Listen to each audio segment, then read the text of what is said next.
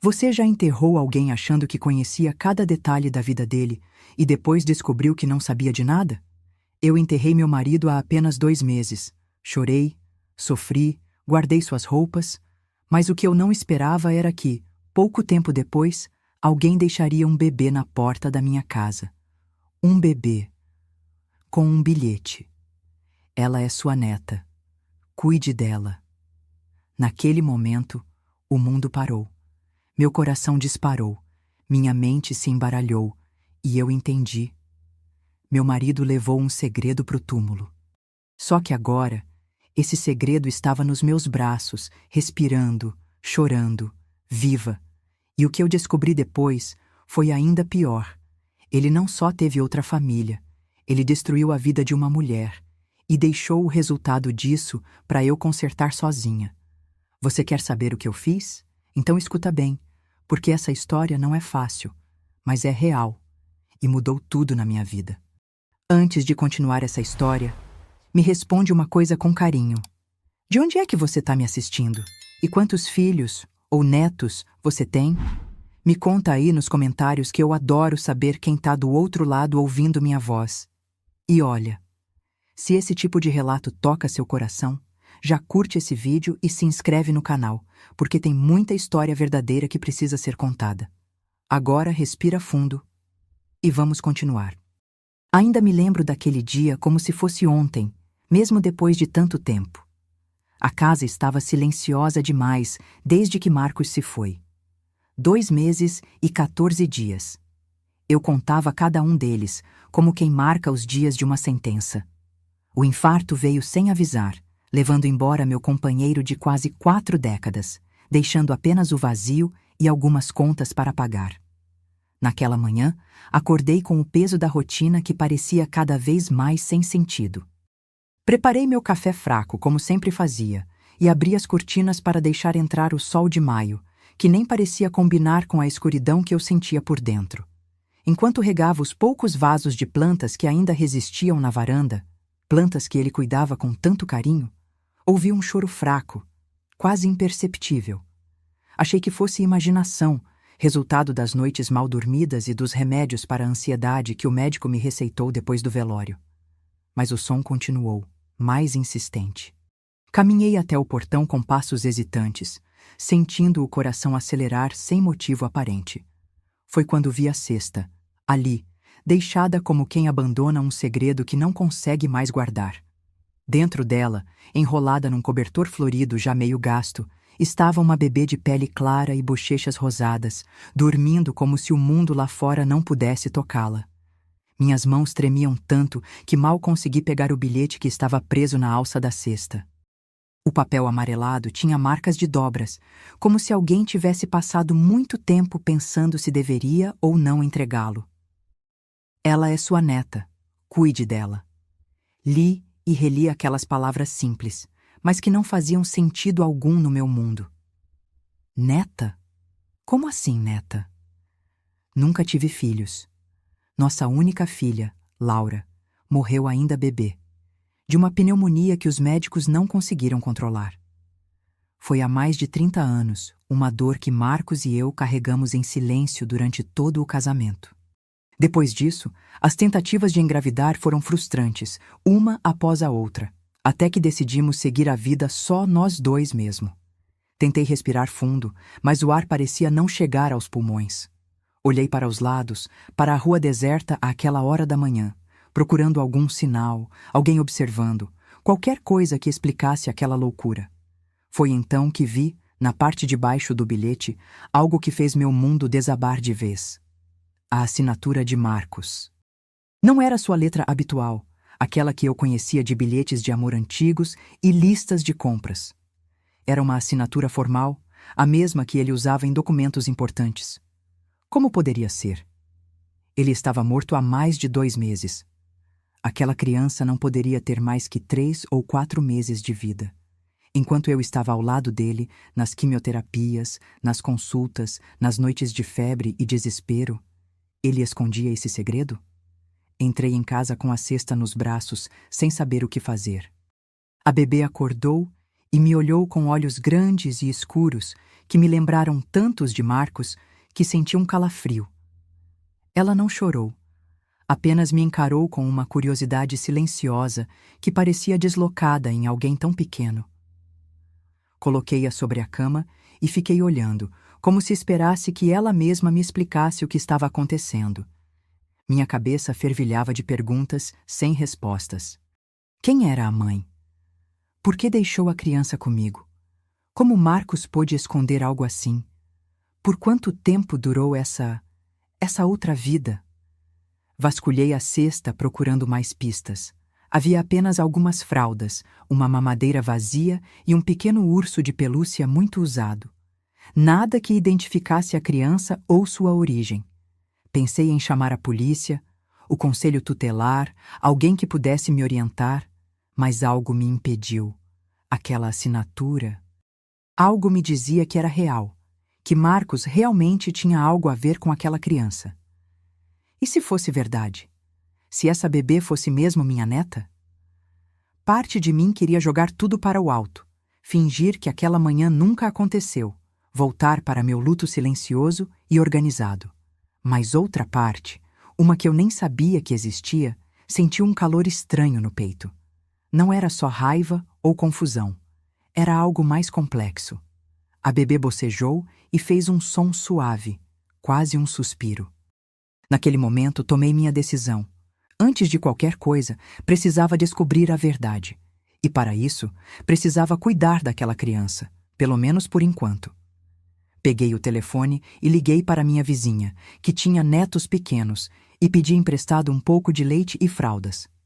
Apareceu uma emergência, expliquei vagamente.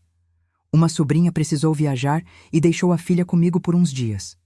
A mentira saiu fácil demais, como se eu já estivesse me preparando para proteger um segredo que nem era meu. Enquanto esperava a vizinha, olhei novamente para a bebê e sussurrei. O que seu avô escondeu de mim durante todos esses anos? Os dias seguintes foram um turbilhão. Levei a criança ao posto de saúde, inventando a mesma história sobre uma sobrinha que precisou viajar. A médica, uma jovem atenciosa de óculos coloridos, examinou a bebê com cuidado e disse que ela parecia ter pouco mais de 3 meses. Estava bem nutrida e saudável. Ela tem certidão de nascimento? Perguntou, enquanto anotava algo na ficha. Menti novamente, dizendo que ficou com a mãe, que eu estava apenas cuidando temporariamente. A médica me olhou por cima dos óculos como se suspeitasse de algo, mas não insistiu. Receitou vitaminas e marcou uma consulta de acompanhamento para o mês seguinte. Voltei para casa com a cabeça a mil. A cronologia não deixava dúvidas. A bebê foi concebida quando Marcos já estava doente, nos últimos meses de vida. Como ele conseguiu tempo e energia para manter um caso? Com quem? Por quê? Durante os 37 anos de casamento, nunca desconfiei de nada. Éramos o casal perfeito aos olhos de todos, sem filhos, mas unidos e cúmplices. Pelo menos era o que eu pensava. À noite, enquanto a bebê dormia no berço improvisado, que montei com uma gaveta forrada de cobertores, comecei a vasculhar os pertences de Marcos, que ainda não tinha tido coragem de mexer. Na garagem, no fundo de uma caixa de ferramentas que ele nunca deixava que eu tocasse, encontrei uma bolsa de couro pequena. Dentro dela, um medalhão antigo, desses que se abrem e guardam fotos. Quando o abri, meu coração falhou uma batida.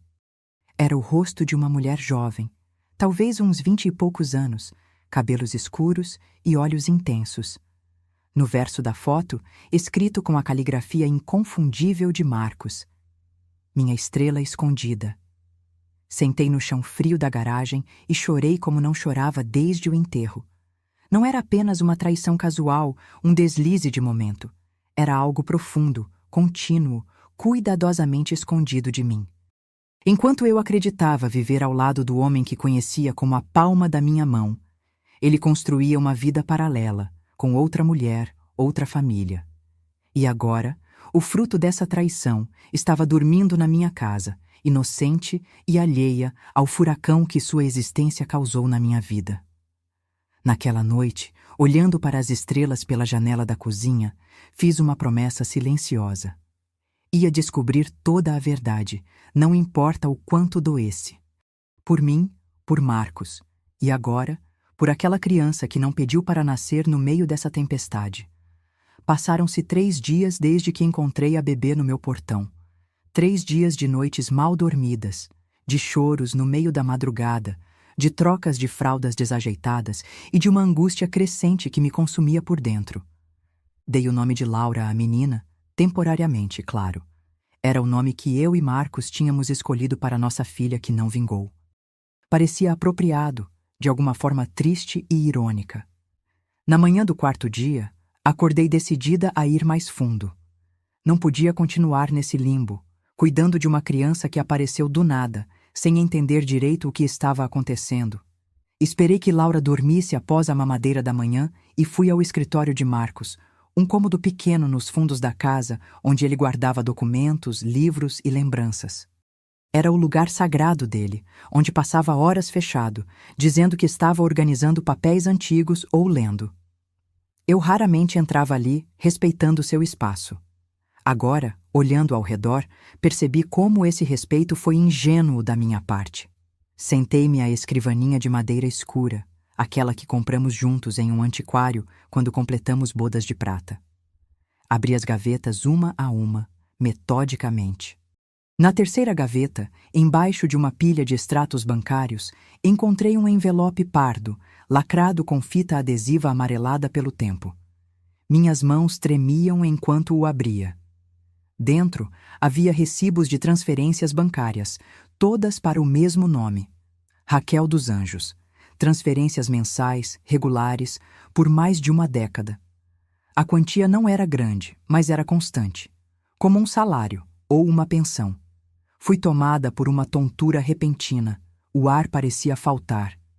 Encontrei também um contrato de aluguel de um apartamento pequeno num bairro afastado da cidade.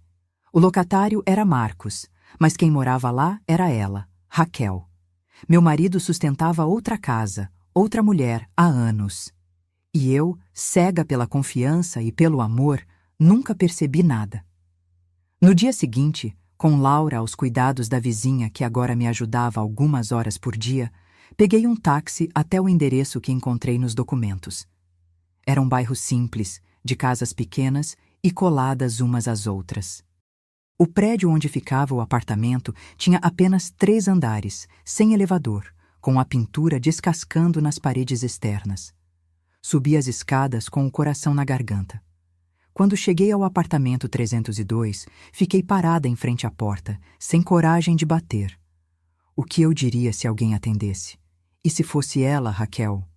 O que eu perguntaria? Acusei-a de roubar meu marido? Exigi explicações sobre a criança? Depois de alguns minutos de hesitação, bati levemente.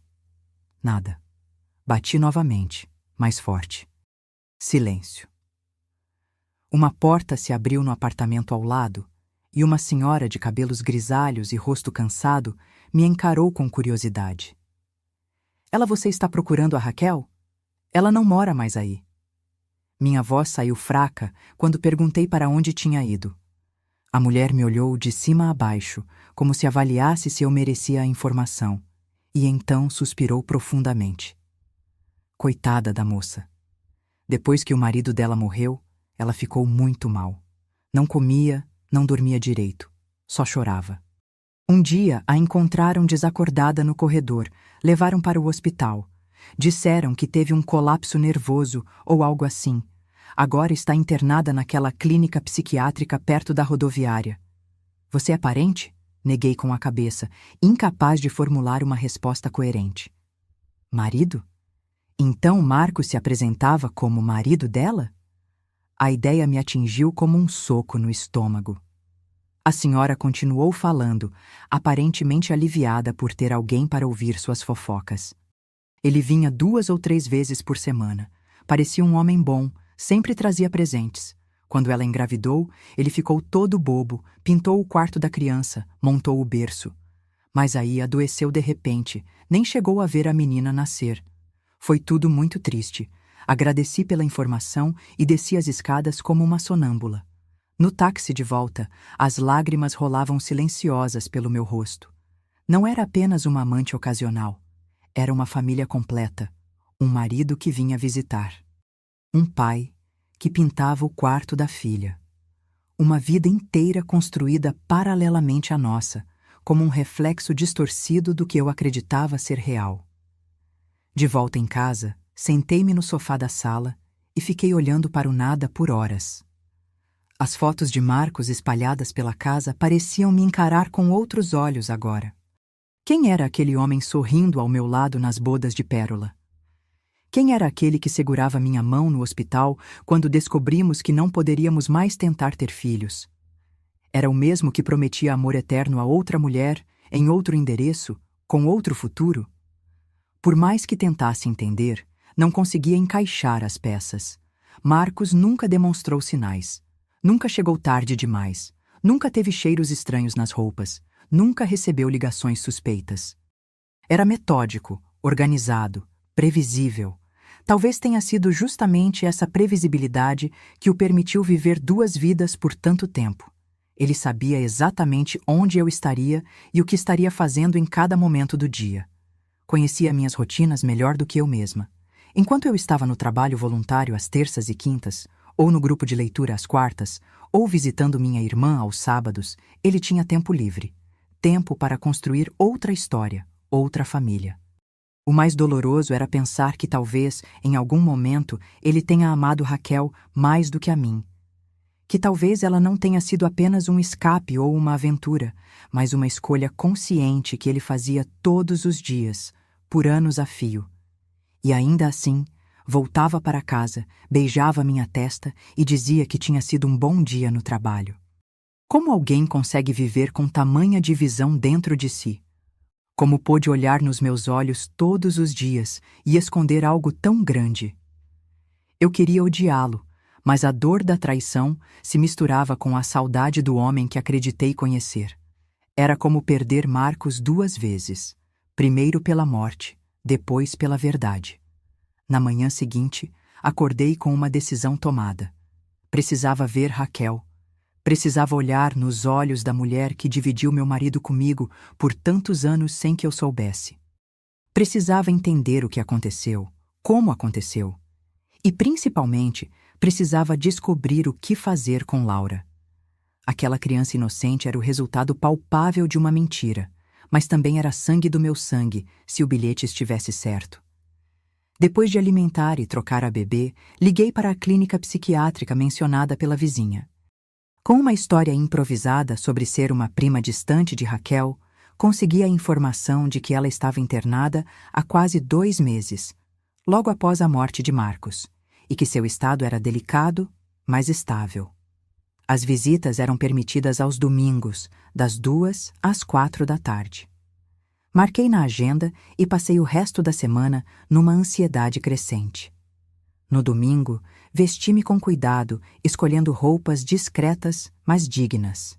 Queria parecer respeitável, controlada, mesmo sentindo-me despedaçada por dentro.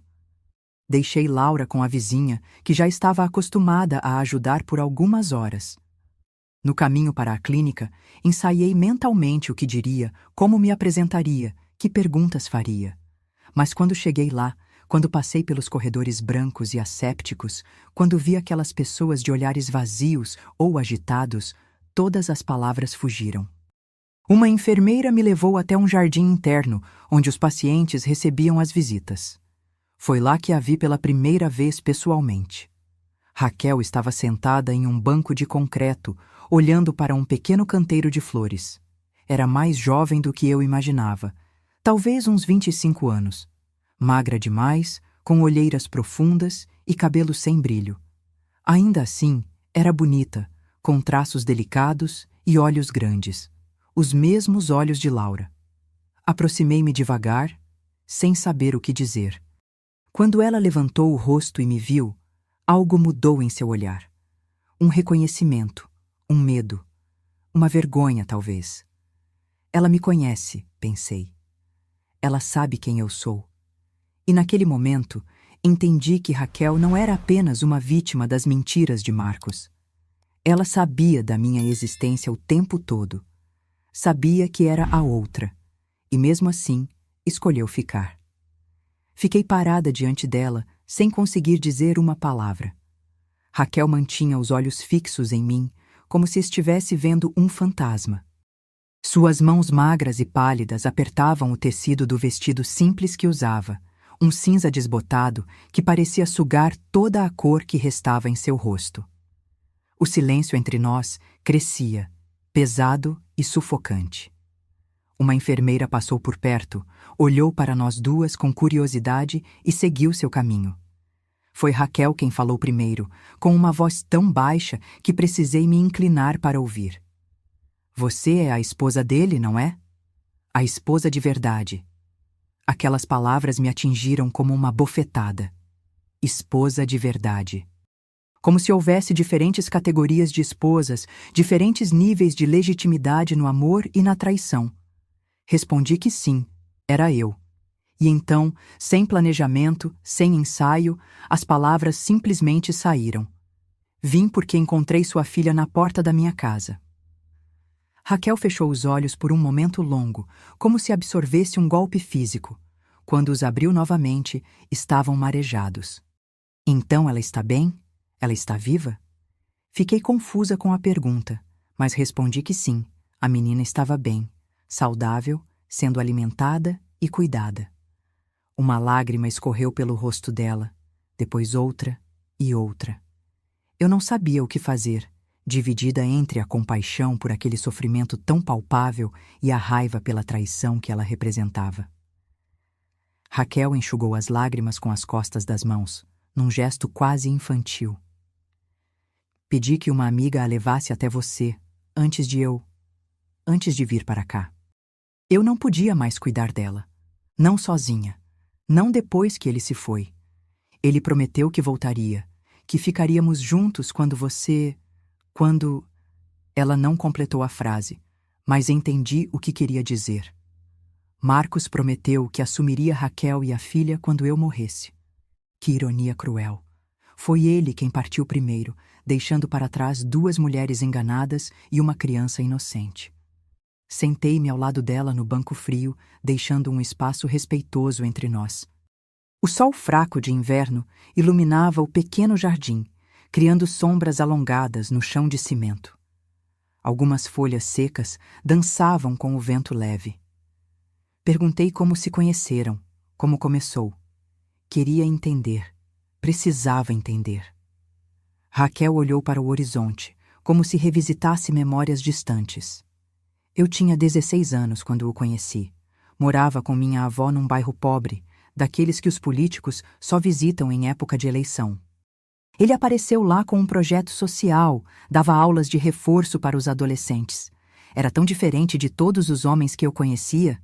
Gentil, paciente, respeitoso. Senti um nó no estômago. Isso era tão típico de Marcos, o trabalho voluntário, a preocupação com os outros, o desejo de ajudar.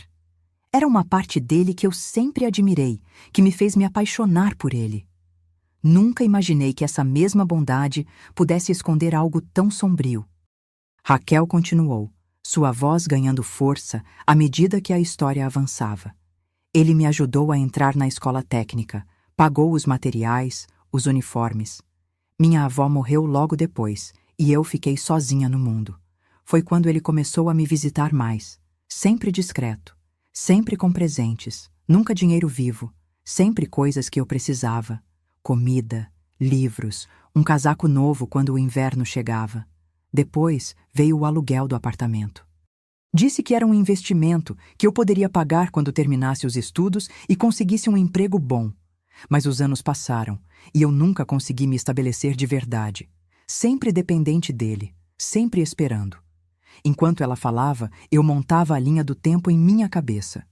Se Raquel tinha 16 anos quando conheceu Marcos e agora estava com cerca de 30, isso significava que o relacionamento deles começou há 14 anos. 14 anos de mentiras. 14 anos de uma vida dividida. Quase metade do nosso casamento. E o pior, começou quando ela era apenas uma adolescente, praticamente uma criança. Ele era um homem de quase 50 anos na época. A ideia me causou náusea. Não era apenas traição, era algo muito mais perturbador. E eu, em todos esses anos, nunca percebi nada. Nunca questionei suas ausências nas noites de terça e quinta, quando dizia que estava no clube de xadrez. Nunca suspeitei das viagens de trabalho que pareciam se multiplicar com o tempo. Acreditei em tudo, confiei em tudo. Raquel percebeu meu desconforto e parou de falar por um momento. Seus olhos procuraram os meus, cheios de uma emoção que eu não conseguia nomear. Ele falava de você, sabia? Com respeito, com carinho até. Dizia que você era uma mulher incrível, que não merecia sofrer. Foi por isso que nunca contei a ninguém, nunca exigi nada. Ele disse que quando chegasse a hora, ele cuidaria de mim abertamente. Que seríamos uma família de verdade, que não precisaríamos mais nos esconder. Achei que ele estava falando da sua idade, que você era muito mais velha. Só descobri que vocês tinham quase a mesma idade quando vi sua foto no jornal, no obituário dele. A dor nas palavras dela era genuína, percebi. Raquel também tinha sido enganada, de uma forma diferente, mas igualmente cruel. Ele construiu um castelo de promessas para ela, um futuro que nunca pretendeu realizar. Por quantos anos ela esperou? Por quantos anos acreditou que seria apenas uma questão de tempo até ser reconhecida, legitimada, amada abertamente? O tempo da visita estava acabando. Uma enfermeira se aproximou e avisou que restavam apenas 10 minutos. Raquel pareceu entrar em pânico, como se tivesse 1000 coisas para dizer e nenhum tempo. As palavras saíram atropeladas, urgentes. Não tive coragem de ficar com ela. Depois que ele morreu, eu tentei, juro que tentei, mas não conseguia olhar para ela sem chorar, sem lembrar dele, sem sentir que tinha sido abandonada de novo. Não conseguia nem amamentar direito. As noites sem dormir, o choro constante. Eu comecei a ter pensamentos ruins, muito ruins. Foi quando pedi ajuda a uma amiga, a única que sabia de tudo. Ela prometeu levar a bebê para você. Disse que era o certo a fazer, que você saberia o que fazer. Eu não queria que minha filha acabasse em um abrigo ou com estranhos. Ele sempre dizia que você era boa, que cuidava de todo mundo, que tinha um coração enorme. Será que posso perguntar como ela está? Como você a chamou? E então, pela primeira vez desde que cheguei, vi um brilho genuíno nos olhos dela, um interesse que ia além da própria dor.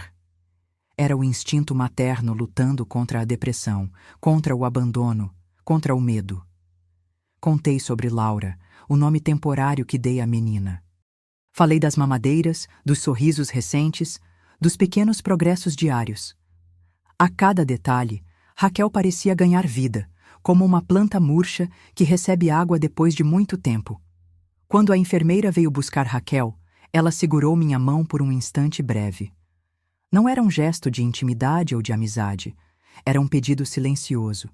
Cuide dela. Não a culpe pelos erros dele, pelos meus erros. No caminho de volta para casa, chorei como não chorava há muito tempo. Não eram lágrimas apenas de dor ou de raiva. Eram lágrimas de uma compreensão nova e terrível. Nós três, eu, Raquel e Laura, éramos vítimas do mesmo homem, presas na teia de mentiras que ele teceu ao longo de anos. E agora, cabia a mim decidir como desmanchar essa teia sem destruir o que restava de nossas vidas. Dias depois de meu encontro com Raquel, voltei à clínica. Desta vez, não fui direto ao jardim. Parei na recepção e me apresentei como familiar. Uma mentira que começava a se tornar familiar na minha boca. A recepcionista, uma mulher de meia idade com cabelos pintados de um vermelho artificial, me informou que Raquel tinha tido uma crise após minha visita. Nada grave, ela garantiu, mas os médicos acharam melhor suspender as visitas por pelo menos uma semana. Senti uma pontada de culpa. Minha presença, as perguntas, as revelações, tudo isso deve ter sido demais para o estado frágil em que ela se encontrava. Enquanto me virava para sair, a recepcionista me chamou de volta. Há uma bolsa com pertences pessoais da senhora Raquel que está ocupando espaço no nosso armário. Como a senhora é parente, poderia levar? São apenas algumas roupas e objetos pessoais que ela trouxe quando foi internada. Nada de valor. Aceitei a bolsa sem pensar muito. Uma sacola azul de material sintético, surrada nas bordas e com o zíper meio emperrado. No táxi de volta para casa, a bolsa pesava no meu colo como se contivesse pedras. O que eu estava fazendo? Invadindo a privacidade de uma mulher que já tinha sofrido o suficiente? Mas algo dentro de mim insistia que eu precisava saber mais, entender melhor. Não era apenas curiosidade mórbida. Era uma necessidade quase física de reconstruir a história que Marcos escondeu de mim por tantos anos. Como se, ao juntar todas as peças desse quebra-cabeça doloroso, eu pudesse finalmente fazer as pazes com meu passado e decidir o que fazer com meu futuro. E o futuro de Laura, que agora dormia no berço improvisado em minha sala, alheia a toda essa tempestade de revelações e mentiras. Cheguei em casa e coloquei a bolsa sobre a mesa da cozinha. Fiquei olhando para ela por longos minutos, sentindo o coração acelerar. Parecia errado abri-la, vasculhar os pertences de outra pessoa. Mas, se eu não o fizesse, talvez nunca descobrisse a verdade completa. Com dedos trêmulos, puxei o zíper. Dentro, havia algumas peças de roupa dobradas com cuidado, um nécessaire com produtos básicos de higiene, um par de chinelos gastos, um envelope com alguns documentos e, no fundo, um caderno de capa azul desbotada, desses com espiral de metal e folhas pautadas. Peguei o caderno com cuidado, como se pudesse queimar meus dedos. Na capa, escrito com caneta já quase apagada: Meu diário. Não abra. Abaixo, o nome dela e a data: 2015. 10 anos atrás. Hesitei novamente. Ler o diário de alguém era ultrapassar um limite que, uma vez cruzado, não tinha volta. Era invadir a parte mais íntima e vulnerável de uma pessoa. Mas então pensei em Marcos, em como ele invadiu e destruiu a minha confiança, a minha paz, a minha história. Pensei em Laura, que precisava saber de onde vinha, quem era. Pensei em mim mesma, com quase 70 anos, tendo que reconstruir o sentido da minha própria vida a partir de mentiras recém-descobertas. Abri o diário. As primeiras páginas eram escritas com uma letra adolescente, arredondada, cheia de corações nos pontos dos is. Falavam do dia a dia, de sonhos típicos de uma menina: ser modelo, viajar para o exterior, conhecer artistas famosos. E então, numa página datada de março de 2015, o nome dele apareceu pela primeira vez. Hoje conheci um homem diferente. Ele veio dar aula no projeto social do bairro. Se chama Marcos. É mais velho, deve ter uns 50 anos, mas é tão gentil. Explicou matemática de um jeito que até eu entendi, e olha que sempre odiei números. Ele me elogiou na frente de todo mundo, disse que tenho potencial. Ninguém nunca disse isso para mim antes. Li o diário inteiro naquela noite, página por página, ano por ano. A história que se desenrolava diante dos meus olhos era ainda mais perturbadora do que eu imaginava. Marcos começou ajudando Raquel com os estudos, depois passou a levar livros e comida para ela e a avó. Quando a avó faleceu, ele se tornou sua única referência, seu porto seguro num mundo que parecia rejeitá-la. Foi ele quem a matriculou numa escola melhor, quem comprou seu material, quem a ensinou a abrir uma conta no banco. Ela tinha acabado de completar 17 anos quando ele a beijou pela primeira vez. A página que narrava esse momento estava manchada, como se lágrimas tivessem caído sobre a tinta fresca. Sei que é errado. Ele é casado, tem uma vida longe daqui. Mas me sinto tão especial quando estou com ele, como se finalmente alguém me enxergasse de verdade. Os anos seguintes mostravam um padrão claro. Marcos controlava todos os aspectos da vida de Raquel. Onde morava, o que estudava, com quem andava. Nunca era explicitamente abusivo ou violento. Pelo contrário, sempre gentil, sempre preocupado com seu bem-estar.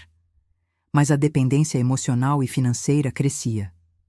Quando ela tentou arrumar um emprego numa loja, ele a convenceu de que precisava focar nos estudos. Quando quis dividir apartamento com uma amiga para economizar, ele insistiu que ela precisava de espaço para estudar. E sempre, sempre a promessa de um futuro juntos, quando o momento certo chegasse. Em uma entrada particularmente dolorosa, Raquel escreveu sobre sua primeira gravidez, aos 22 anos. Estou com tanto medo. Contei a ele sobre o bebê hoje. Achei que ficaria feliz, que finalmente assumiria nossa relação. Mas ele chorou. Disse que não era o momento, que sua esposa estava doente, que não podia abandoná-la assim, que precisávamos esperar mais um pouco. Não sei o que fazer. Não posso criar um filho sozinha. As páginas seguintes relatavam o aborto, pago por ele, realizado numa clínica discreta em outra cidade. Raquel entrou em depressão depois disso. Parou de estudar. Isolou-se. Marcos, preocupado, intensificou as visitas, os presentes, as promessas. Foi ele quem a levou ao psiquiatra, quem garantiu que tomasse os remédios corretamente. Num ciclo perverso de dependência, ele quebrou Raquel e depois se tornou essencial para que ela continuasse funcionando. Os anos passaram e as entradas no diário se tornaram mais esparsas, mais resignadas. Ela tentou terminar o relacionamento algumas vezes, mas sempre voltava.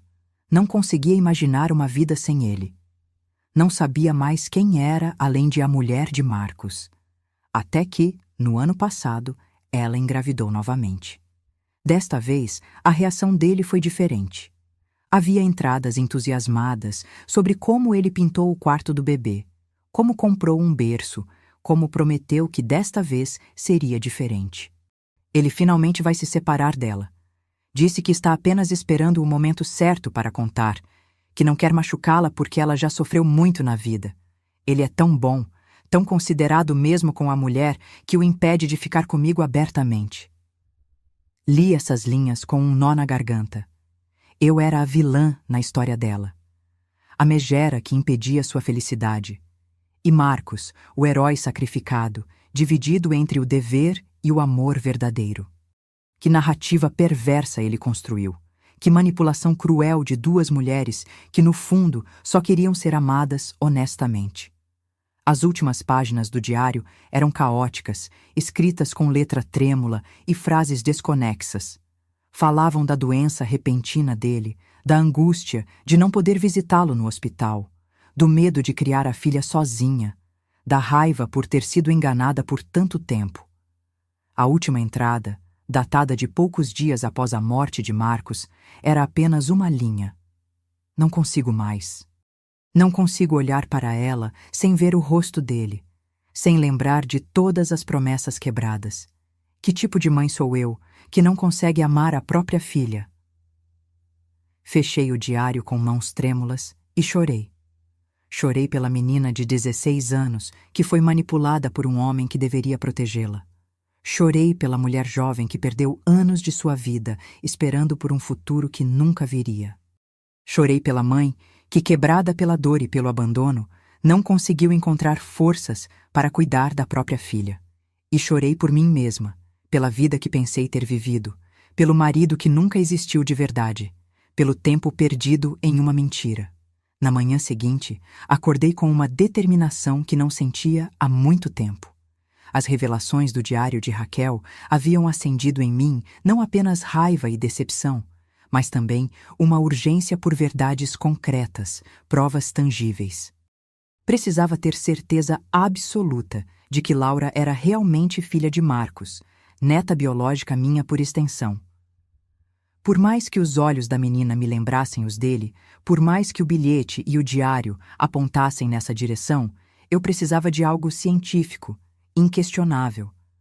Após dar a mamadeira matinal à bebê, que já começava a sorrir ao me ver, um sorriso que agora carregava novas camadas de significado e dor, telefonei para o laboratório que ficava perto do shopping center.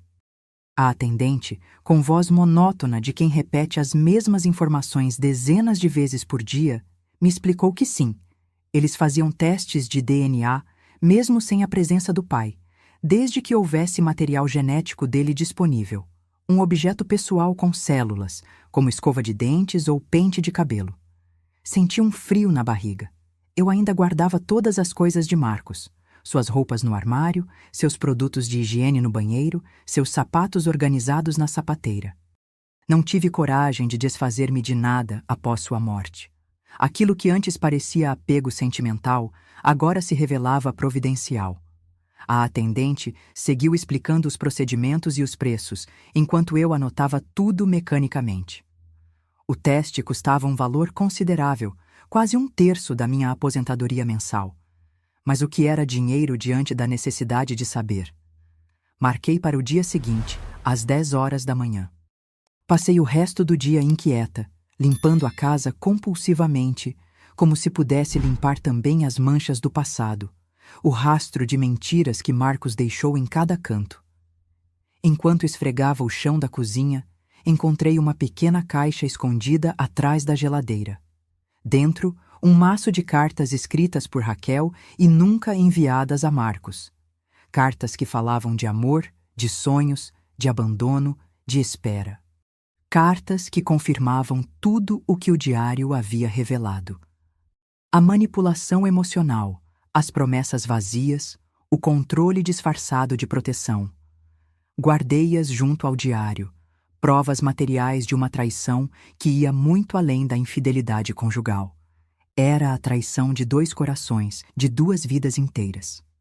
No dia seguinte, pontualmente às 10 horas, entrei no laboratório com Laura nos braços e uma sacola contendo a escova de dentes e o pente de cabelo de Marcos, cuidadosamente embalados em sacos plásticos, como a atendente havia instruído.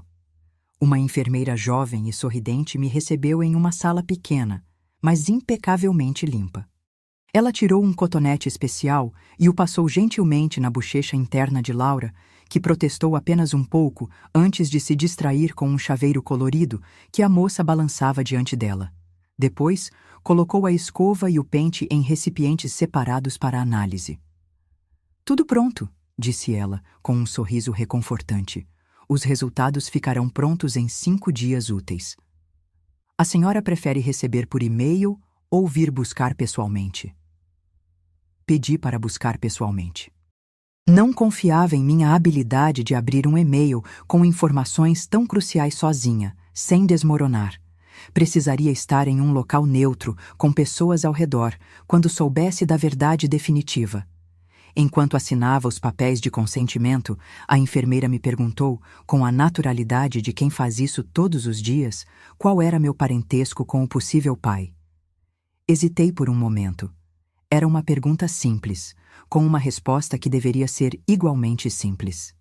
Mas, como explicar que o homem cujo DNA estávamos testando era meu marido de quase 4 décadas, que morreu sem que eu soubesse que ele tinha uma vida dupla, uma amante e possivelmente uma filha? Como explicar que eu, uma mulher de quase 70 anos, estava tentando descobrir se era avó de uma criança concebida em uma traição?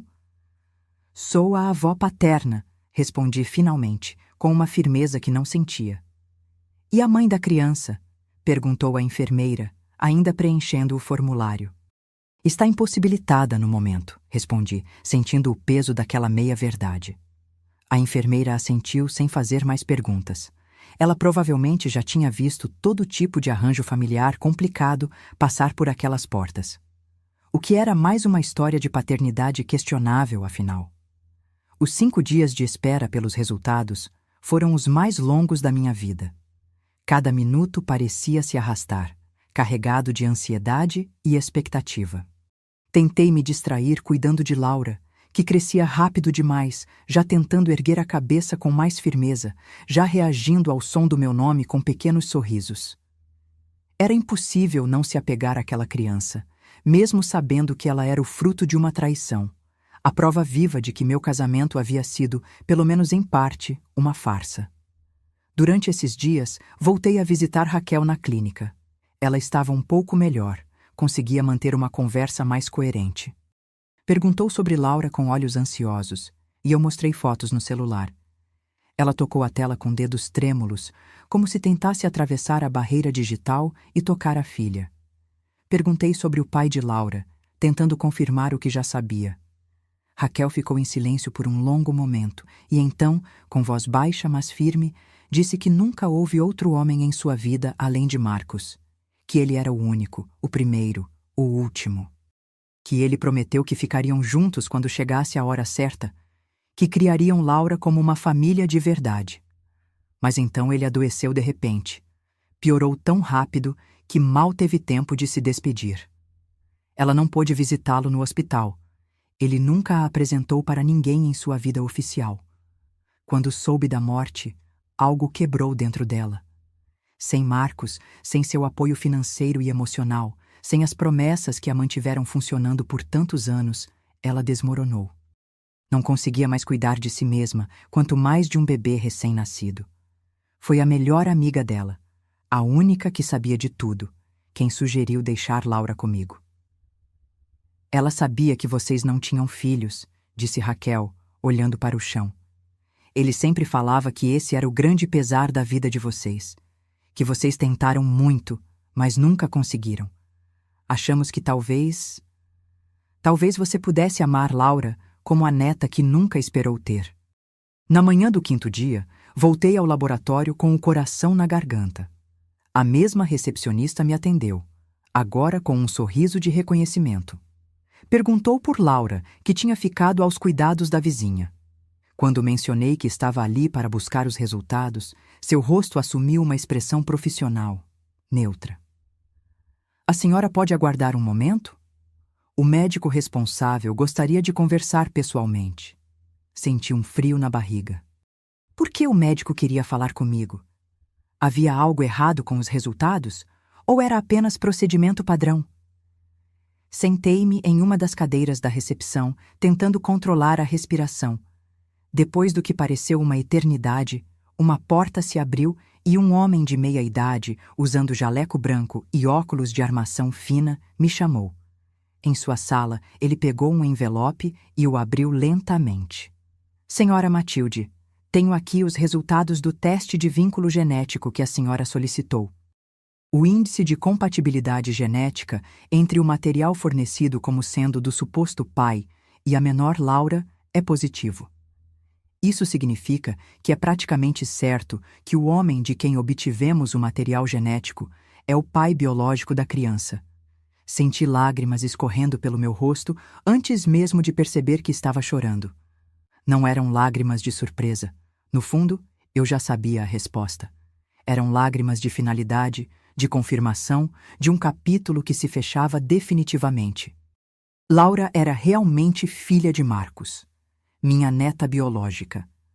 O médico me ofereceu um lenço e esperou pacientemente que eu me recompusesse. A senhora está bem? Precisa de um copo d'água? Balancei a cabeça negativamente.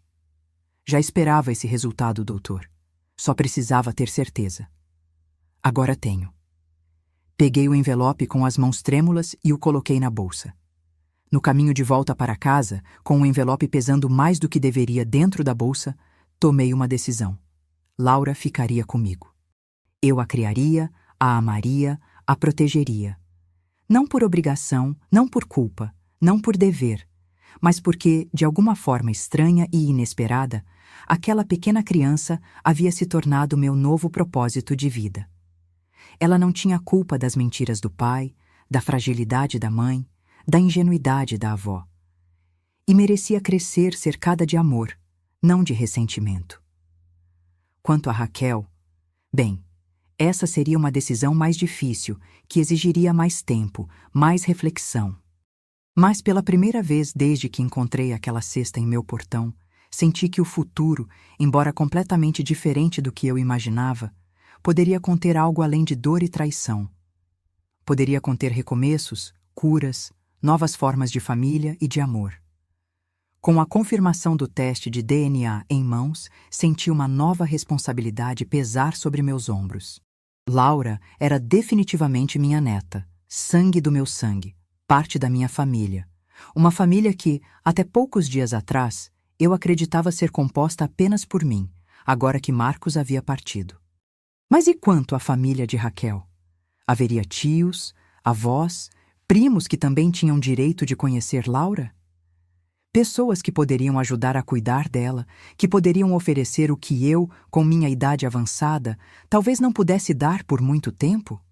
No diário, Raquel mencionava brevemente uma irmã mais velha, Cláudia, com quem havia perdido contato anos atrás.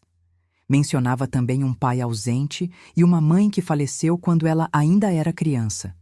Sua avó, que a criou, já havia partido há muito tempo. Era uma família fragmentada, espalhada, como folhas ao vento. Ainda assim, senti que precisava tentar encontrá-los. Não apenas por Laura, mas também por um senso de justiça.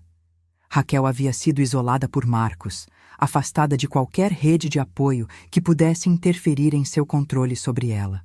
Talvez reunir o que restava de sua família fosse uma forma de reparação, de reconstruir pontes que meu marido deliberadamente queimou. Com a ajuda de uma vizinha mais jovem, que entendia de computadores, começamos a pesquisar.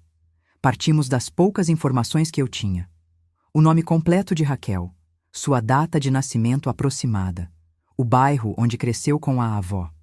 A primeira pista veio de um registro antigo de uma escola pública. Na ficha de matrícula do ensino fundamental, havia o nome e número de telefone de uma tal Cláudia dos Anjos, listada como contato de emergência. O número certamente não funcionaria mais após tantos anos, mas o nome era um começo. Minha vizinha encontrou 3 Cláudias dos Anjos nas redes sociais. Uma delas tinha traços parecidos com os de Raquel, os mesmos olhos grandes, o mesmo formato de rosto. Seu perfil era público e mostrava uma mulher de aproximadamente 40 anos, com 2 filhos adolescentes, morando em uma cidade pequena a cerca de 100 quilômetros daqui. Com o coração acelerado, pedi à minha vizinha que enviasse uma mensagem simples. Procuro Cláudia dos Anjos, irmã de Raquel. Assunto familiar importante. A resposta veio no dia seguinte, curta e desconfiada. Quem é você e o que quer com minha irmã? Expliquei brevemente quem eu era, sem entrar em detalhes sobre Marcos ou Laura, apenas dizendo que tinha informações importantes sobre Raquel e gostaria de conversar pessoalmente. Trocamos números de telefone e naquela mesma tarde, Cláudia me ligou. Sua voz era áspera, defensiva, como a de alguém que aprendeu a esperar o pior da vida. Quero saber exatamente do que se trata antes de encontrar com uma estranha. Raquel está bem? Está com problemas? Se for dinheiro, já aviso que não tenho nada. Respirei fundo e decidi que merecia saber pelo menos o básico. Contei que Raquel estava internada em uma clínica psiquiátrica após um colapso nervoso, que tinha uma filha recém-nascida e que eu estava cuidando temporariamente da criança. Não mencionei Marcos nem nosso parentesco. Do outro lado da linha, ouvi um suspiro profundo, seguido de um silêncio carregado. Quando Cláudia falou novamente, sua voz estava embargada. Não vejo minha irmã há mais de 10 anos. Ela simplesmente desapareceu. Ligava de vez em quando, sempre de números diferentes. Nunca dizia onde estava morando. Sempre parecia controlada, vigiada. Parou de vir nos aniversários, nos natais, até que um dia parou de ligar também. Tentei encontrá-la. Juro que tentei. Fui à polícia, contratei um detetive particular quando consegui juntar algum dinheiro. Nada. Era como se tivesse sido engolida pela terra. Agora você me diz que ela está numa clínica com uma filha? Meu Deus, o que aconteceu com ela todos esses anos? Marcamos de nos encontrar no fim de semana seguinte.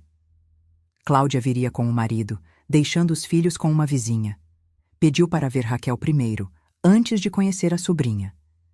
Preciso entender o que aconteceu, ver com meus próprios olhos como ela está, disse, com uma determinação que me lembrou a jovem Raquel das primeiras páginas do diário, antes que Marcos quebrasse seu espírito. O encontro entre as irmãs na clínica foi de partir o coração. Cláudia, uma mulher forte e robusta, com mãos calejadas de trabalho duro, desabou em lágrimas ao ver a irmã mais nova, magra e pálida na cama hospitalar. Raquel, por sua vez, pareceu não reconhecê-la no primeiro momento. Piscou várias vezes, confusa, como se tentasse encaixar aquele rosto adulto em suas memórias de infância. Então, lentamente, seus olhos se iluminaram com um reconhecimento doloroso. Cláudia? É você mesmo? Você veio? A irmã mais velha a abraçou com força, como se tentasse protegê-la de todos os anos perdidos, de todos os males que a atingiram. Eu fiquei um pouco afastada, dando-lhes privacidade, mas pude ouvir fragmentos da conversa. Raquel, com voz hesitante, contando sobre Marcos, sobre como ele a ajudou quando a avó morreu, como prometeu um futuro melhor, como a convenceu a se afastar da família para recomeçar sem cargas do passado. Cláudia, alternando entre raiva e culpa, jurando que procurou por ela, que nunca desistiu, que sempre guardou seu lugar nas reuniões de família, mesmo quando os outros já a tinham dado como perdida por escolha própria. As duas choraram juntas, segurando as mãos uma da outra, tentando reconstruir uma ponte sobre o abismo de anos e segredos que as separava. Na saída, Cláudia me procurou, os olhos vermelhos, mas o olhar firme. Quero ver a menina, minha sobrinha. E preciso que você me conte tudo, desde o início. Quem é você realmente? O que tem a ver com tudo isso? Levei-a para minha casa, onde seu marido nos esperava.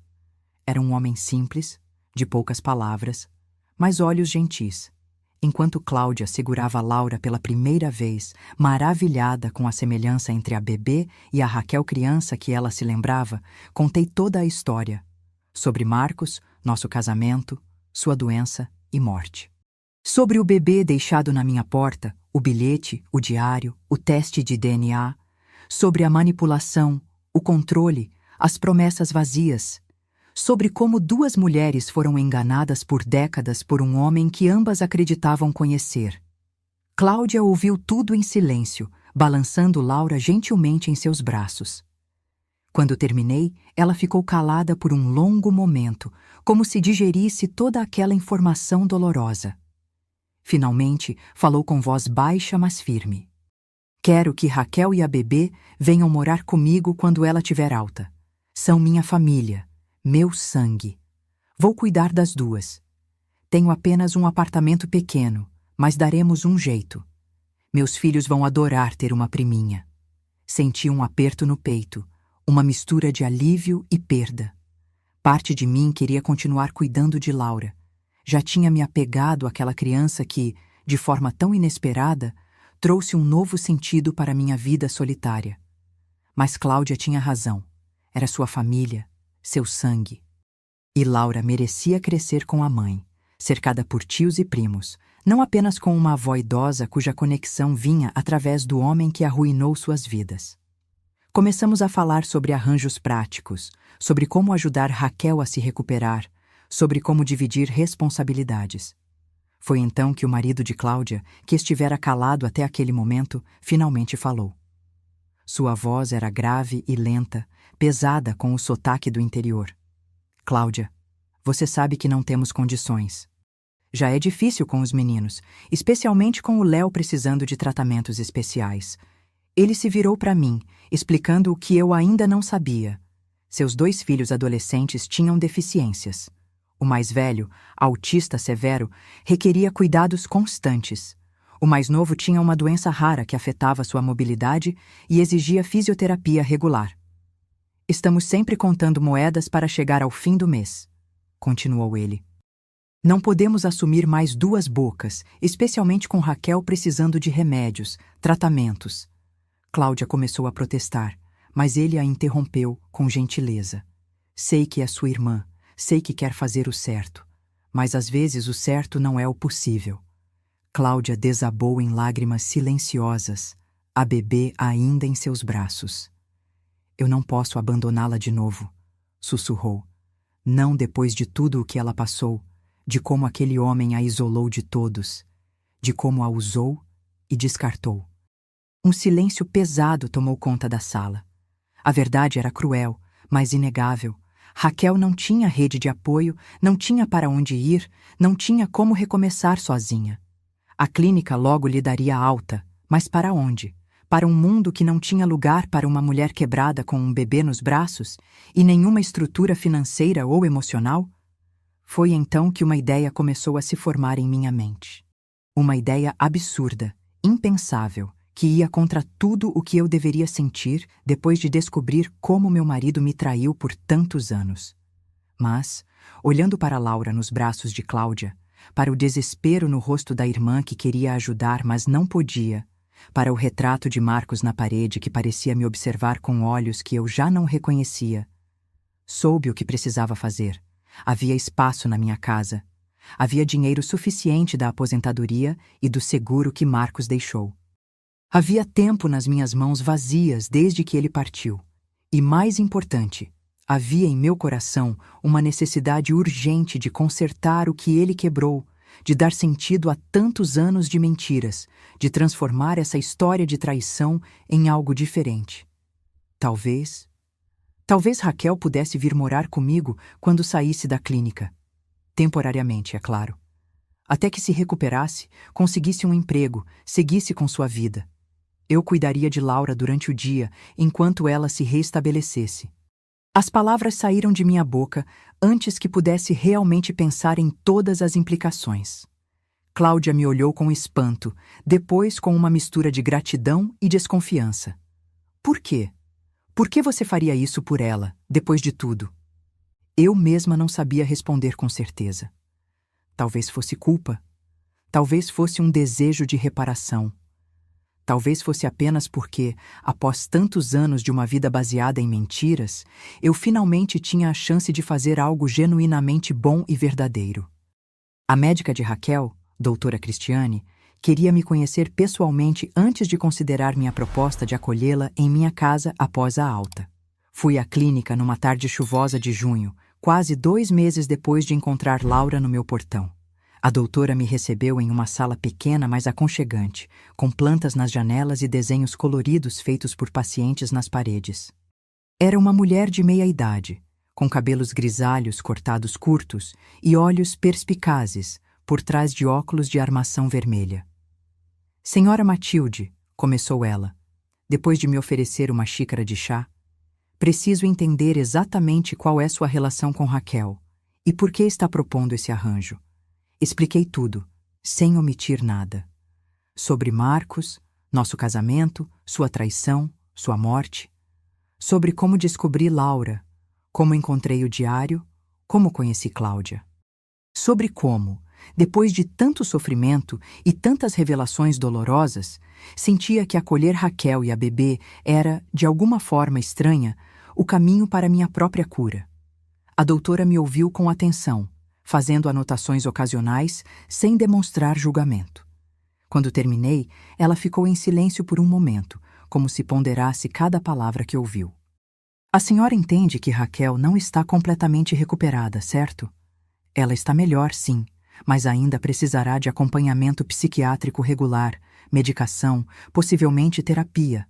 Haverá dias bons e dias ruins. Dias em que ela mal conseguirá sair da cama, dias em que poderá ter crises de choro ou ansiedade.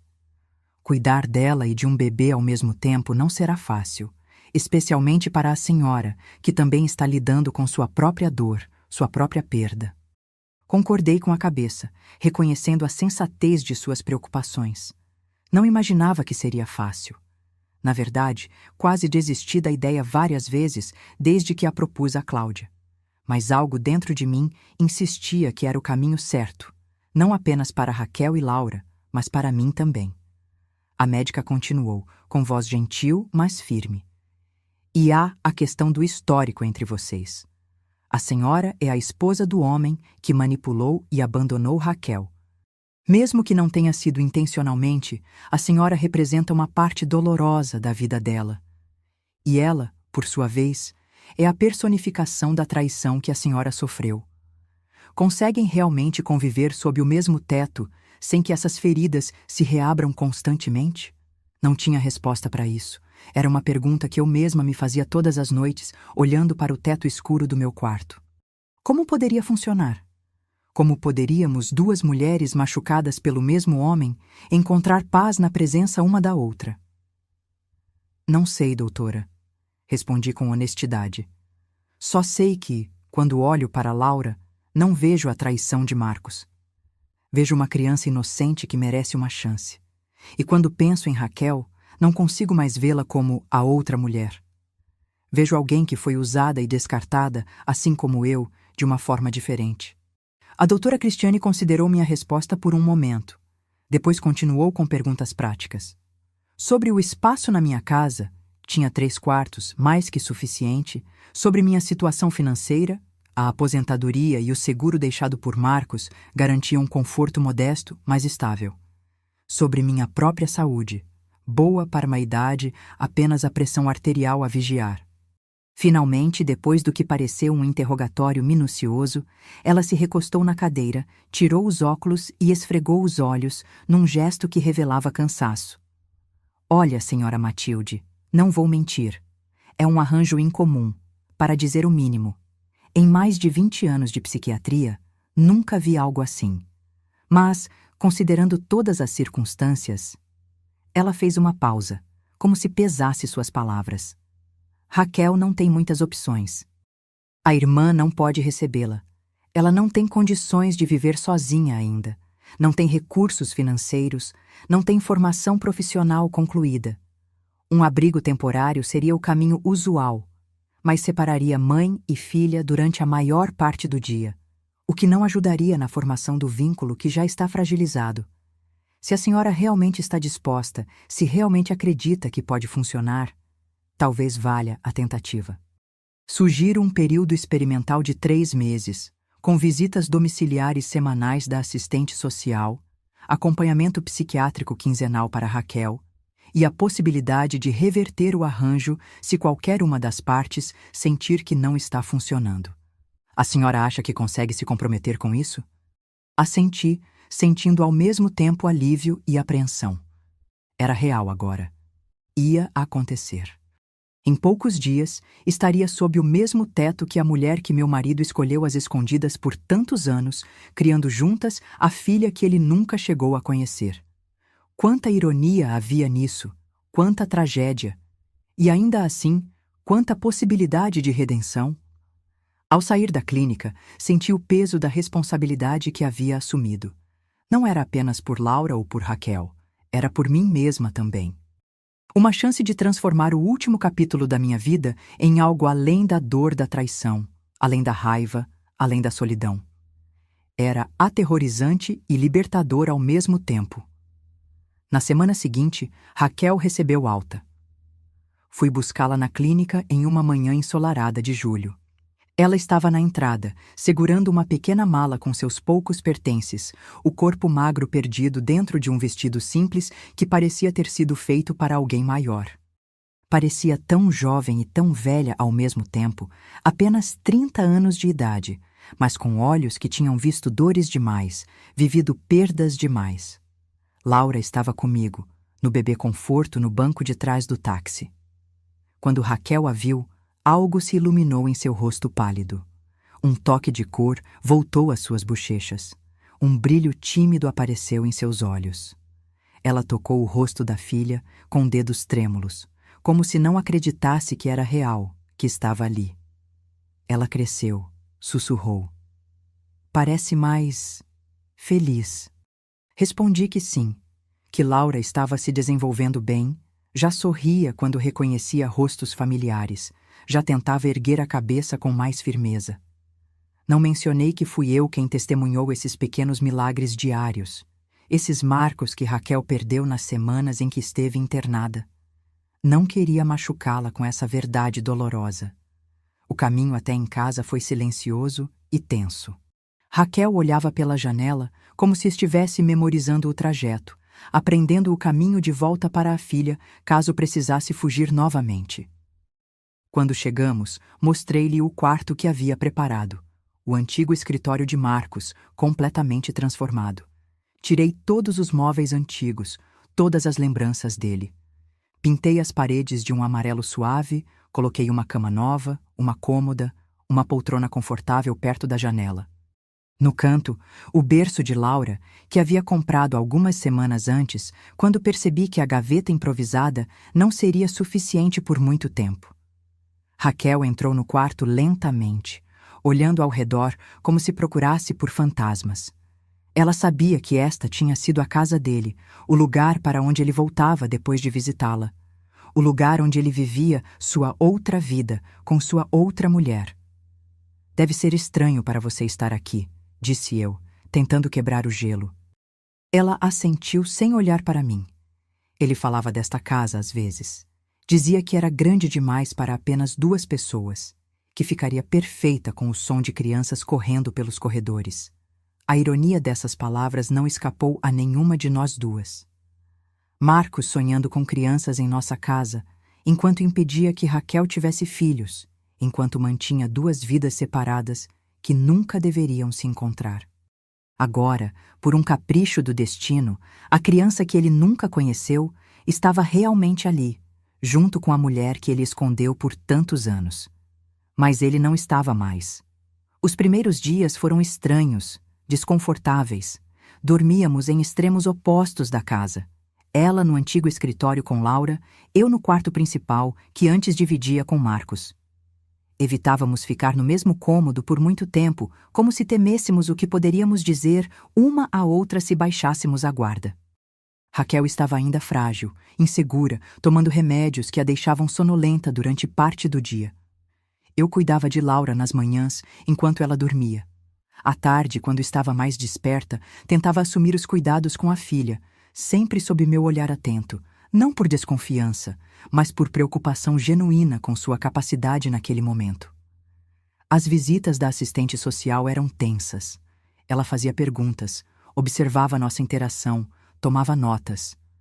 A doutora Cristiane vinha a cada 2 semanas, conversava com Raquel em particular, depois comigo. Aos poucos, muito lentamente, as coisas começaram a mudar. Uma manhã, acordei com o cheiro de café fresco e encontrei Raquel na cozinha, preparando o café da manhã. Não era grande coisa, apenas torradas, ovos, frutas cortadas, mas era a primeira vez que tomava uma iniciativa assim. Gosto de cozinhar, disse ela timidamente. Minha avó me ensinou quando eu era pequena. No dia seguinte, quando voltei do supermercado, encontrei a casa limpa, o chão varrido, as janelas abertas deixando entrar o ar fresco do início de primavera. Aos poucos, Raquel foi ocupando mais espaços, não apenas físicos, mas emocionais também.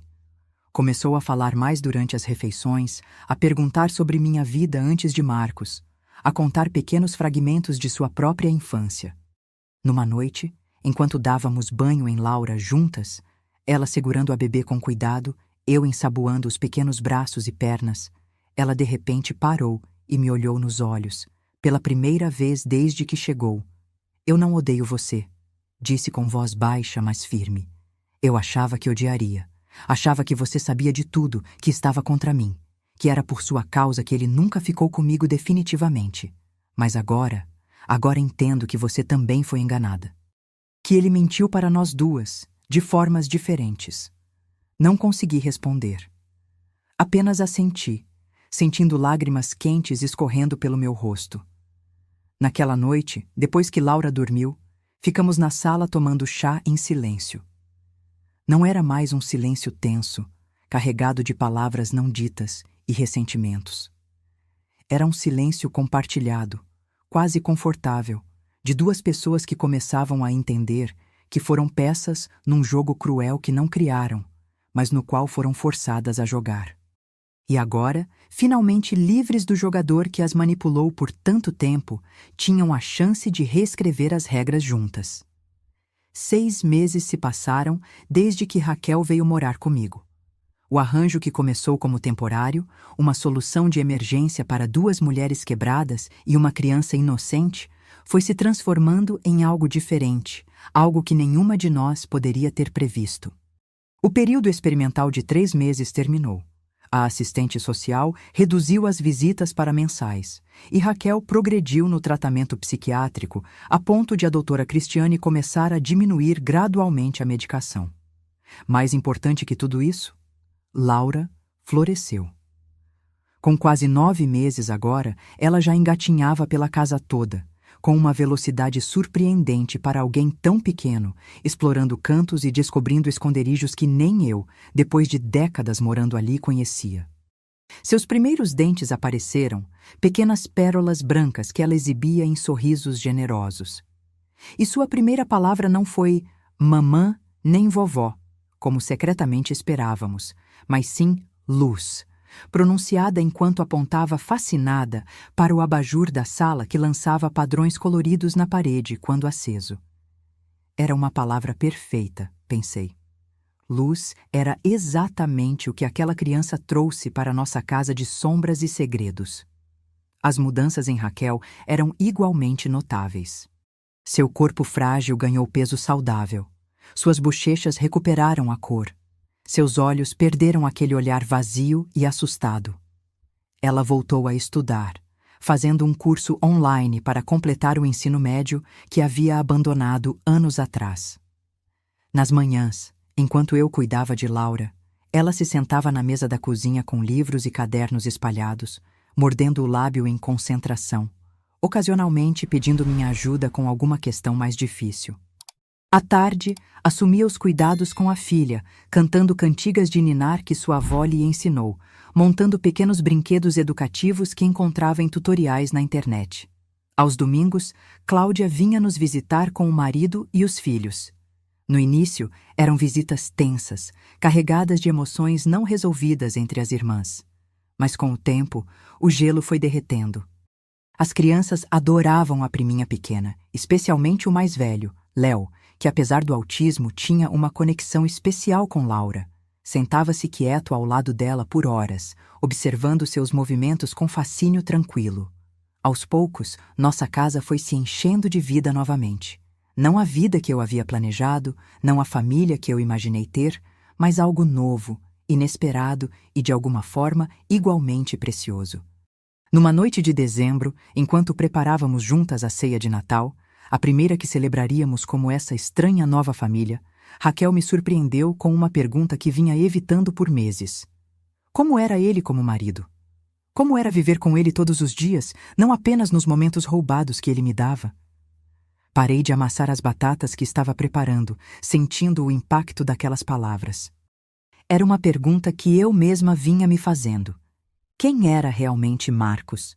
O homem com quem vivi por quase 4 décadas era o mesmo que manipulou e abandonou Raquel?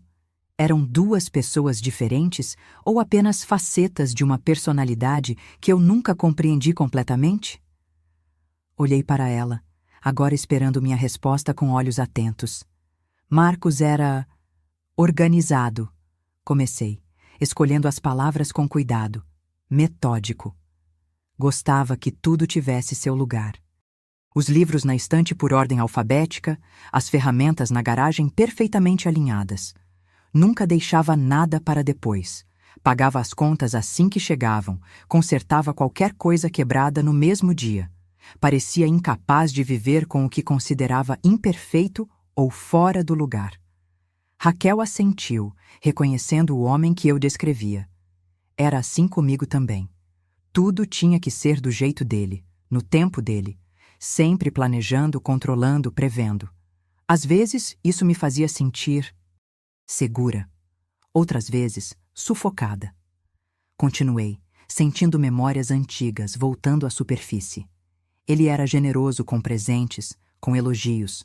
Sabia exatamente o que dizer para fazer alguém se sentir especial, escolhido. Mas raramente falava de sentimentos profundos, de medos, de dúvidas. Era como se tivesse que ser sempre forte, sempre certo, sempre no controle. Quando nossa filha morreu, fiz uma pausa, sentindo a antiga dor ainda fresca depois de tantos anos. Ele não chorou. Não na minha frente, pelo menos. Organizou o funeral, lidou com os papéis, continuou trabalhando. À noite, às vezes, eu o ouvia sair da cama e ir para o escritório. No dia seguinte, seus olhos estavam vermelhos, mas ele nunca admitiu que tinha chorado. Como se a dor fosse uma fraqueza que não podia mostrar. Conversamos por horas naquela noite, eu e Raquel, compartilhando memórias, descobrindo que amamos versões diferentes do mesmo homem, ou talvez o mesmo homem em diferentes estágios de uma vida duplicada que ele construiu meticulosamente. Para mim, ele foi o companheiro de juventude que envelheceu ao meu lado, com quem construí rotinas, hábitos, uma história compartilhada de décadas. Para ela, foi o salvador que apareceu quando estava mais vulnerável, o homem mais velho que ofereceu proteção e segurança, mas também controle e dependência. Descobrimos que ele contava as mesmas piadas para nós duas, tinha os mesmos gostos culposos por doces escondidos na gaveta da escrivaninha, a mesma mania de organizar as meias por cores. E ainda assim, para cada uma de nós, ele era uma pessoa completamente diferente. Percebi, enquanto falávamos, que nunca conheceríamos toda a verdade sobre Marcos, que parte dele morreu com ele, enterrada junto com seus segredos. Tudo o que tínhamos eram fragmentos, peças de um quebra-cabeça que nunca se completaria totalmente. E talvez isso fosse o mais difícil de aceitar, que amamos alguém que nunca existiu completamente para nenhuma de nós, alguém que dividiu sua alma em compartimentos que nunca deveriam se encontrar. O mais irônico é que foi justamente sua morte que nos uniu, que derrubou as paredes que ele construiu tão cuidadosamente entre suas duas vidas. Quando terminamos de falar, já era tarde da noite. A massa do pão estava crescendo coberta por um pano. As batatas estavam frias na tigela. Mas algo havia mudado entre nós. Não éramos mais duas estranhas unidas apenas pela traição que sofremos. Éramos duas mulheres que, finalmente, começavam a entender não apenas o homem que as enganou, mas também a si mesmas, suas escolhas, seus caminhos que agora, contra todas as probabilidades, se cruzavam. Na manhã de Natal, acordei com o som de risos vindos da cozinha. Encontrei Raquel e Laura já vestidas para a festa. A mãe com um vestido vermelho simples mas bonito, a filha com um macacão verde e meias listradas que a faziam parecer um pequeno duende. Estavam preparando panquecas, ou pelo menos tentando. Havia farinha espalhada por toda parte, inclusive no nariz de Laura, que ria às gargalhadas cada vez que Raquel fingia espirrar. Fiquei parada na porta por um momento, absorvendo a cena. Parecia tão normal, tão doméstico. Como se essa sempre tivesse sido nossa vida, como se não houvesse traumas e traições em nosso passado recente. "Bom dia", disse finalmente, entrando na cozinha. "Posso ajudar?" As panquecas foram um sucesso, principalmente para Laura, que mais brincou com a comida do que comeu propriamente. Depois, sentamos juntas na sala para abrir os presentes.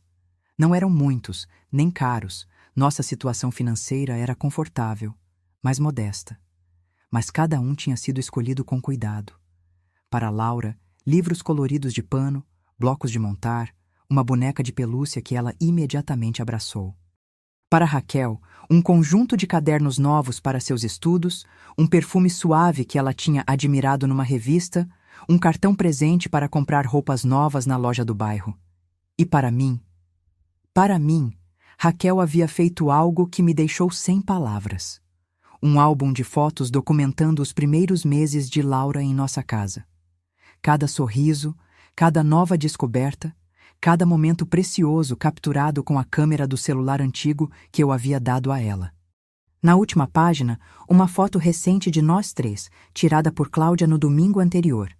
Eu e Raquel sentadas lado a lado no sofá. Laura entre nós, segurando um dedo de cada uma, sorrindo com seus 2 dentinhos brancos. Embaixo, escrito com a letra cuidadosa de Raquel: "Para vovó Matilde. Obrigada por nos dar uma segunda chance." As lágrimas vieram antes que pudesse contê-las. Não eram lágrimas de tristeza, nem mesmo de alegria simples. Eram lágrimas de reconhecimento, de aceitação de algo que eu vinha sentindo crescer dentro de mim nos últimos meses, mas não tinha coragem de nomear. Essas 2 pessoas que o destino colocou em minha vida através da dor e da traição haviam se tornado minha família. Os meses se transformaram em anos. Laura cresceu de bebê para criança, enchendo a casa com sua energia inesgotável, sua curiosidade infinita, suas perguntas que nem sempre sabíamos como responder. Quando ela tinha 4 anos, perguntou pela primeira vez sobre seu pai. Estávamos no jardim, plantando flores para a primavera. Ela apontou para a foto de um homem numa revista que Raquel estava folheando e perguntou, com a inocência brutal das crianças: "Por que eu não tenho um papai como os outros meninos?" Raquel e eu trocamos um olhar.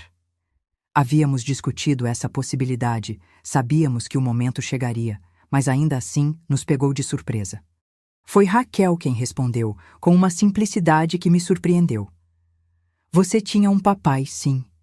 Ele se chamava Marcos. Era um homem que sabia contar histórias muito bonitas, que gostava de jardins como este, que tinha olhos exatamente como os seus. Mas ele ficou muito doente e foi para o céu antes de te conhecer. Ele teria te amado muito, muito mesmo. Isso pareceu satisfazer Laura naquele momento. Ela assentiu com seriedade, absorvendo a informação como apenas as crianças conseguem, integrando-a imediatamente à sua compreensão do mundo, sem os filtros e complicações que nós adultos criamos. Mais tarde, quando ela dormia, Raquel e eu conversamos sobre como lidaríamos com perguntas mais difíceis no futuro. Como explicaríamos a verdadeira natureza do relacionamento de seus pais? O fato de que ele era casado comigo enquanto estava com sua mãe? Todas as complicações morais e emocionais que essa história carregava. Decidimos que seríamos honestas, dentro do que ela pudesse compreender em cada idade. Que não pintaríamos Marcos nem como vilão completo nem como herói sem falhas. Que falaríamos da verdade, mas também do perdão, da capacidade humana de recomeçar depois da dor. Naquela noite, deitada na minha cama, olhando para o teto onde a luz da lua desenhava padrões suaves, percebi com clareza o quanto minha vida havia mudado. 3 anos atrás, eu era apenas uma viúva solitária, presa nas memórias de um casamento que acreditava ter sido perfeito. Agora, eu era a avó de uma criança vibrante, companheira de jornada de uma jovem mulher que encontrou forças para reconstruir sua vida, parte de uma família não convencional, nascida das cinzas da traição e do abandono. Nunca imaginei viver os últimos anos da minha vida assim. Nunca planejei dividir minha casa com a mulher que meu marido amou em segredo. Criar uma neta que não sabia que existia. Mas, de alguma forma misteriosa, essa vida inesperada me trouxe uma paz que não achei que fosse possível depois de descobrir as mentiras de Marcos. Porque no meio do caos, encontrei minha própria verdade.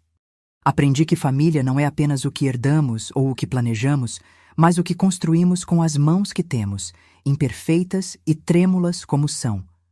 Aprendi que o perdão não apaga o passado, mas abre espaço para um futuro diferente. E entendi, finalmente, que o amor verdadeiro não é o que encontramos em romances perfeitos ou casamentos sem falhas, mas o que decidimos construir dia após dia, com coragem e compaixão, a partir dos cacos que a vida nos deixa. E foi assim que minha vida, que já parecia estar no fim, ganhou um novo começo. Eu, que achei que ia envelhecer sozinha, descobri que ainda tinha muito amor para dar. Hoje, eu olho para Laura correndo pela casa, chamando vovó, e vejo que mesmo com toda a dor que passei, Deus me deu uma nova missão. A Raquel, pouco a pouco, também está se reconstruindo, e juntas, a gente formou uma nova família, feita de perdão, recomeço e coragem. Agora, eu quero saber de você. O que você achou dessa história de vida? Você já viveu algo que te virou do avesso assim também? Escreve aqui nos comentários, vou adorar ler cada palavra. E se essa história tocou seu coração, deixa seu like, se inscreve no canal e compartilha com alguém que precisa ouvir isso hoje.